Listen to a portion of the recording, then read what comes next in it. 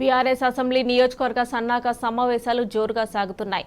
భద్రాద్రి కొత్తగూడెం జిల్లా మహబూబాబాద్ పార్లమెంటు పరిధిలోని భద్రాచలం పినపాక అసెంబ్లీ నియోజకవర్గాల సన్నాహక సమావేశాలు ఇవాళ జరగనున్నాయి.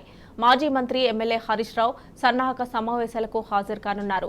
ఎంపీ వద్దిరాజు రవిచంద్ర, ఎమ్మెల్సీ తాత మధుసూదన్తో పాటు ఇతర నాయకులు సమావేశంలో పాల్గొనున్నారు.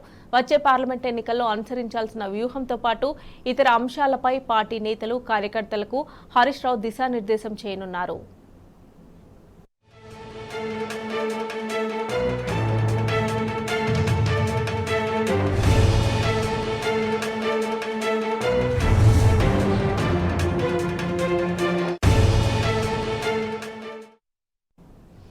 ఇదే అంశానికి సంబంధించి మరిన్ని డీటెయిల్స్ మా ప్రతినిధి సాంబా ఖమ్మం నుంచి అందజేస్తారు.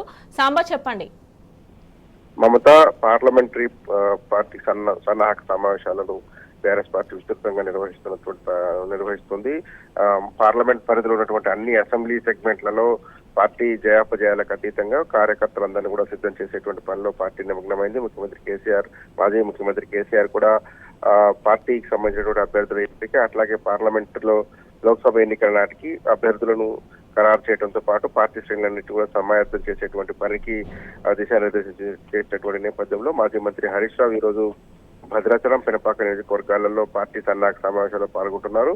ముఖ్యంగా పార్టీ కార్యకర్తలు గతంలో అసెంబ్లీ ఎన్నికల సందర్భంగా ఆశించిన ఫలితాలు రానప్పటికీ కూడా పార్టీ కేడర్ అంతా కూడా పార్టీ నాయకత్వం పట్ల అన్ని విధేయతతో ఉండటము, అట్లాగే మళ్లీ లోక్సభ ఎన్నికల్లో పోటీ చేసేటువంటి అభ్యర్థుల కోసం పనిచేసేటువంటి పరిస్థితి రావడంతో ఇప్పుడు కేడర్ అంతా కూడా ఉత్సాహపరిచేటువంటి పరిస్థితులు ఉన్నాయి. ఒక పక్క గడిచిన ఎన్నికల్లో జరిగినటువంటి తప్పిదాలను సరి చేసుకుంటూనే రాబోయే పార్లమెంట్ ఎన్నికలు కావచ్చు, ఆ తర్వాత వచ్చేటువంటి సంస్థాగత ఎన్నికలకు సంబంధించినటువంటి అంశాలలో కూడా ఎలాంటి వ్యూహం అనుసరించాలి, ఎట్లా కోఆర్డినేట్ చేసుకొని పార్టీని విజయపథంలోకి తీసుకెళ్లాలనేటువంటి అంశం మీద ఇవాళ హరీష్ రావు దిశానిర్దేశం చేయబోతున్నారు. ఉదయం భద్రాచలం నియోజకవర్గంలో ఇక్కడ పాల్గొంటారు. స్థానిక ఎమ్మెల్యే తెల్ల వెంకటరావు నేతృత్వంలో ఇక్కడ పార్టీ యాక్టివిటీ జరగబోతుంది. ఎంపీ వద్దిరాజు రవిచంద్ర, అట్లాగే జిల్లా పార్టీ అధ్యక్షులు రేగ కాంతారావు కూడా ఈ కార్యక్రమంలో పాల్గొంటారు. తర్వాత మధ్యాహ్నం పినపాక నియోజకవర్గంలో కూడా బీఆర్ఎస్ పార్టీ ముఖ్య నాయకులు, కార్యకర్తల సన్నాహక సమావేశం ఉంటుంది.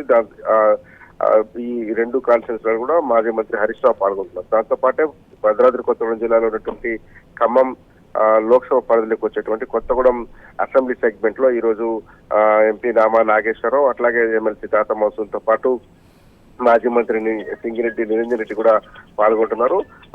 ఈ సన్నాహక సమావేశంలో పార్లమెంట్ అభ్యర్థిగా ఉన్న ఎట్లా విజయం సాధించాలనేటువంటి అంశం మీద కూడా పార్టీ శ్రేణులకు దిశానిర్దేశం చేయబోతున్నారు. మొత్తంగా జిల్లాలో ఉన్నటువంటి కేడర్ అంతా కూడా ఉత్సాహపరచడం ఒకవైపు అయితే, పార్లమెంట్ ఎన్నికలతో పాటు రాబోయేటువంటి స్థానిక సంస్థల ఎన్నికల్లో గెలవాల్సినటువంటి వ్యూహం గురించి ఖరారు చేయబోతున్నారు. కార్యకర్తలకు దిశానిర్దేశం చేయబోతున్నారు. ప్రజల పక్షాన ఎట్లా ఉండాలి, ప్రజల పక్షాన్ని నిలబడి కాంగ్రెస్ పార్టీ ఇచ్చినటువంటి హామీలను ఎట్లా అమలు చేయించాలనేటువంటి అంశాన్ని కూడా వారికి దిశానిర్దేశం చేస్తున్నారు. పెద్ద ఎత్తున కేడర్ తరలి వస్తుంది.